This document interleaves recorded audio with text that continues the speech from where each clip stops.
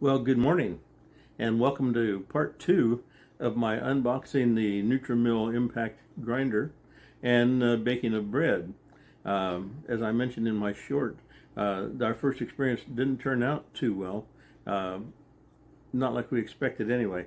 So I'm going to explain to you on the end what happened with that, and then we're going to talk about what I can do to improve that. So we'll get into the video right now, making my first loaf of wheat bread. Yeah. Okay, we're back. I got the mill cleaned out and all wiped out for the rice. This is the wheat that I had. Actually, I didn't buy any new wheat. I had this in my stores already from my prepper pantry. It's Providence Pantry hard white wheat. So we're going to be using 3 cups of wheat. Where's my chart here? I downloaded a chart. I forget from who it was now, but they basically said that when you're using hard white or hard red wheat, that the ratio is pretty much 1-to-1 with what you are going to come up with. So I'm going to use, I've got some recipes from other people, but I'm going to use probably my standard recipe that I use for making bread. This calls for 3 cups of flour. So I'm going to use 3 cups of this to start with, and for every cup that you mill, you'll come out with like a 1.25 cups, maybe a little bit more of flour when it's all milled. So we're going to mill that, and it's taking me a couple minutes now.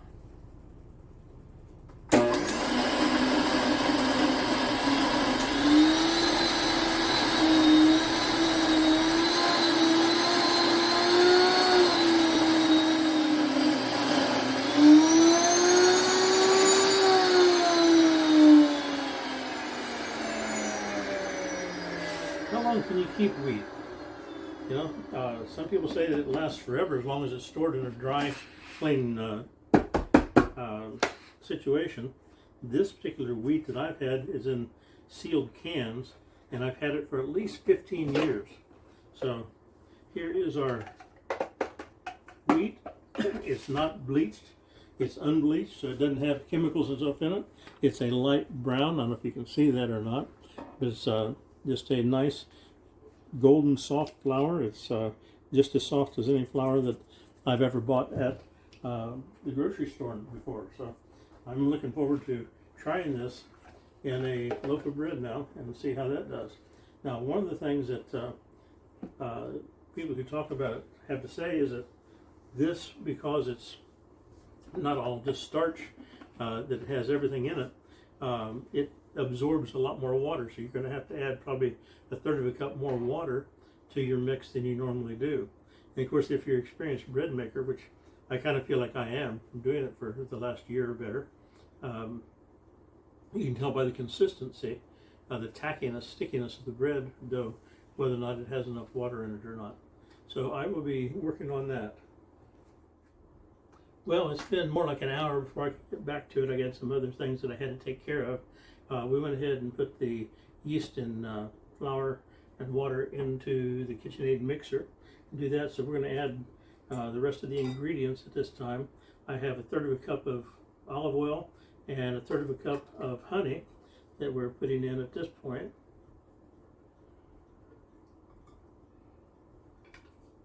It's more honey than I normally use, but I'm following the directions today. So we'll see how this all comes out with my new combination beverage over here. We're going to add 2 teaspoons of salt. We've got Redmond salt here. And you use whatever kind you've got, I guess. But the Redmonds with the gray sea salt is the best that you can get to use for this kind of stuff. We will add 1 egg.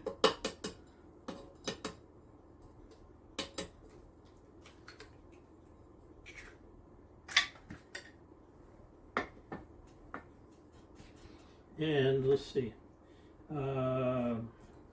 1 teaspoon of lectin. I'm going to use, this is sunflower lectin, sunflower seed lectin. It's not the soy lectin. I want to encourage you to stay away from the soy lectin because soy has so many problems that it causes with your hormones and so forth. We're going to stay away from that as much as we can. So then we're going to add, we're going to add the remaining parts of the flour, half a cup at a time, and see how that works out. So let's turn our dough hook off. Get that mixing.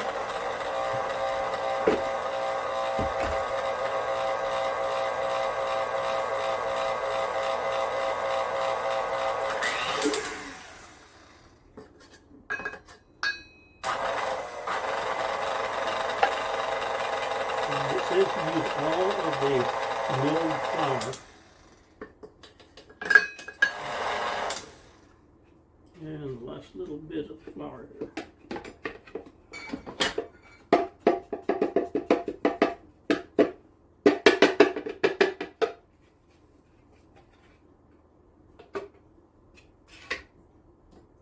I am not a meat mixer. Now the instructions said to let it mix for about 6 minutes until it all gathers together, pulls off the side of the pan.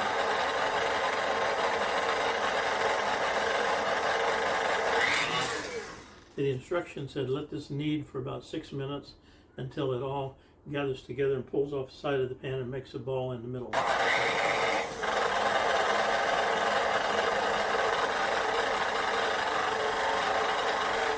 Well, the bread dough has been rising for an hour and it's about doubled in size. So I'm going to put that onto a floured surface. I can build more flour. I'm going to make some pizza dough here, or pizza in a little while here. So we're going to do that, but I'm going to put the flour out here on or the dough out on a floured surface, and we'll see where we go from there. This texture is quite a bit different from anything I've ever used before.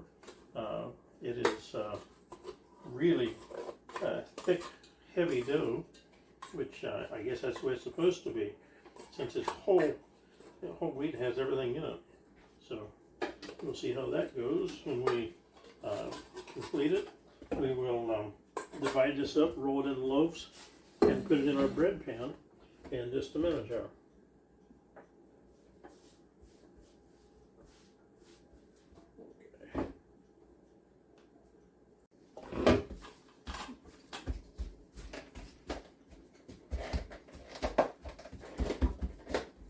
Okay, try to put this about in half.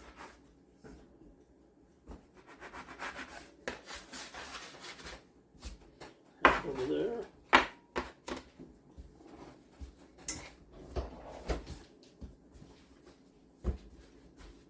Actually, the dough feels pretty good, but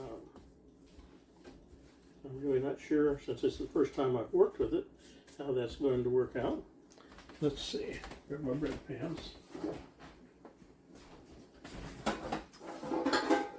I believe I said that I had let it raise for an hour in a warm oven, and it's about doubled, I think. So we'll put this back in the oven, and we will let it raise for another 25-30 minutes, and then we will bake it. And again, this is my first experience with doing this, so really not sure how it's going to work out. I know a lot of people will use oil on their surface and on their bread. So you know, this is real whole wheat bread, so we'll see what happens with it. So anyway, that is my loaves going back into raise again, and it's supposed to about double again at this point. So we'll see what happens. Well, this is my bread after it's been raising for an hour. It did not raise double. it is a little spongy, so I guess it's raised enough, and I will be putting that in the oven in just a little while. I've got another project. While we were waiting on the bread, I made pizza dough, which appears to have come out better than the regular bread. I used my recipe for that. I used somebody else's recipe for the bread, and not real thrilled with that. I'll probably go back and try my recipe. Well, the pizza's out of the oven. I baked it for 18 minutes at 410 degrees. It looks done. I oiled the pan, and it's still, we had a hard time getting it to release from the pan. So next time I may put cornmeal or something on the bottom of it. So we'll see. But anyway, looking forward to having that in just a few minutes. Here are my loaves of bread that just came out of the oven. I'm going to let them cool for just a moment, and then I'm going to take and put them out on a rack and let them cool. And later on tonight, we will try cutting them and see what they look like.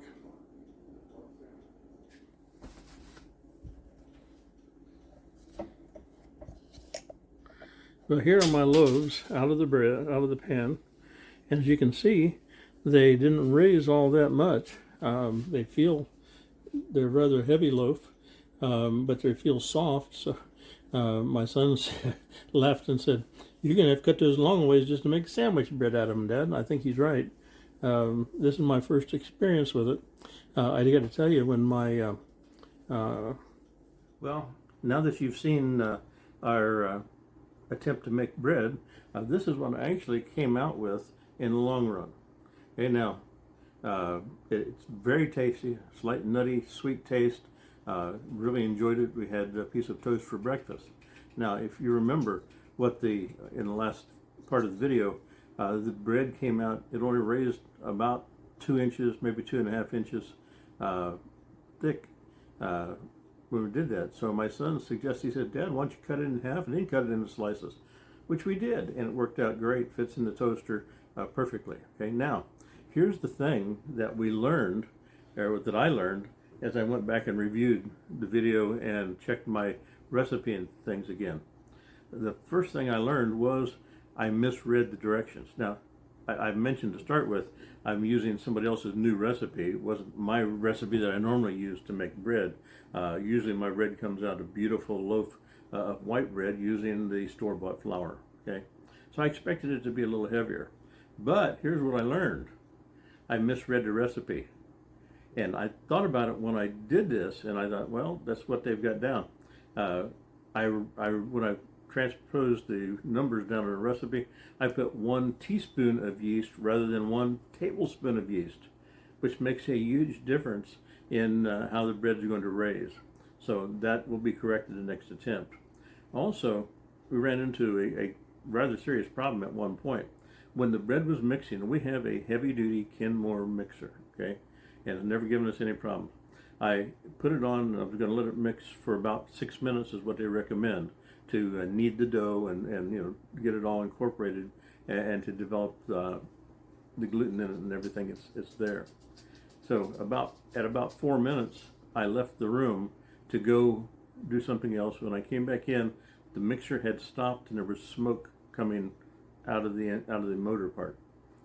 So I quickly shut that off and took the dough out, and it was a very thick and sticky dough. So what I think, and thankfully the mixture doesn't appear to be permanently damaged. I was able to turn it back on, use it a little bit later. So I'm going to be real cautious about that. But here's the thing. One of the things that everybody that I've watched making bread says is, it's supposed to get rather not sticky like that. And I don't think I put enough flour in it to get it to form into a ball and not stick to the walls of the mixing bowl. So I'm going to try it again maybe the day tomorrow. I've got to get back on my kitchen cabinets. As you've seen in the other videos, our kitchen is a wreck, and I had to clear off space to be able to work in there for part of it, and I used a little table for the rest of it. So we'll be trying that again. But I have to say the bread is delicious, got a delicious flavor, even though it's a little more dense than what we're used to. and my son commented on the fact that it's got more of a texture to it, and it does. You know, it's got not gritty, but it's got more of a texture to it, because it does have bran that has all the parts of the wheat, not just something that's been sifted out into a fine flour. So I think it's something that I didn't have a problem with at all. So we are going to enjoy, I think, this new flour and making the new bread as we hit it up. So, you know, God tells us that all the herbs of the earth are given for our benefit, for us to use and to enjoy those things. And, you know, bread is what they say, the staff of life.